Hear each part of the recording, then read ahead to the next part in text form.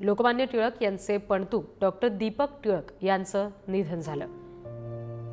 केसरीचे संपादक दीपक टिळक यांचं वृद्धापकाळानं निधन झालं। सकाळी 8 ते 11 या दरम्यान त्यांचं पार्थिव टिळकवाड्यामध्ये अंत्यदर्शनासाठी ठेवलं जाणार आहे। दुपारी 12 वाजता पुण्यातील वैकुंठ स्मशानभूमीमध्ये अंत्यसंस्कार केले जातील।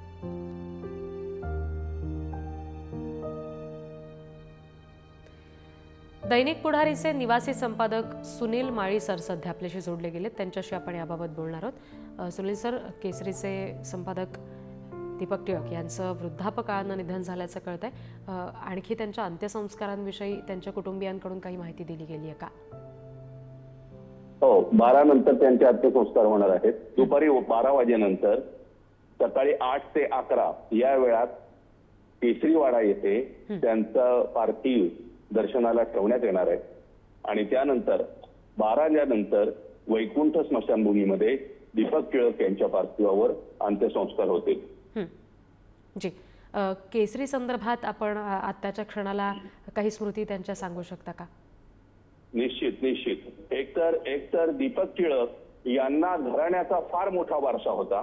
म्हणजे ब्रिटिशांविरोधात लढा देणारं देशव्यापी नेतृत्व लोकमान्य टिळक यांचे ते पणतू, विधान परिषदेचे सभापती, राज्यसभेचे सदस्य, खासदार आणि राज्याचे मंत्री जयंतराव टिळक यांचे ते चिरंजीव, हा फार मोठा वारसा होता।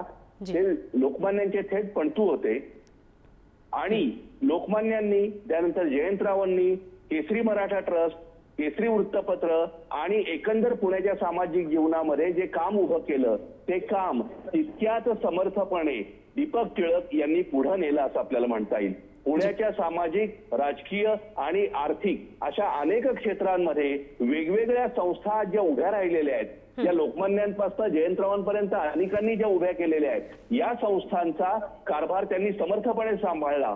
टिळक स्मारक मंदिर असेल, टिळक महाराष्ट्र विद्यापीठाचे कुलगुरू होते आता ते, वसंत व्याख्यानमाला, रोज सोसायटी, अनाथ हिंदू महिलाश्रम, वेदशास्त्रोत्तेजक सभा, त्यांनी वसंत व्याख्यानमाला, पुण्याची 150 वर्षाची परंपरा असलेली वसंत व्याख्यानमाला, या वसंत व्याख्यानमालेचे वेद वक्तृत्वोत्तेजक सभा, वेदशास्त्रोत्तेजक सभा, श्री शिवाजी मंदिर, या सगळ्या वेगवेगळ्या संस्थांचा कारभार त्यांनी सांभाळला।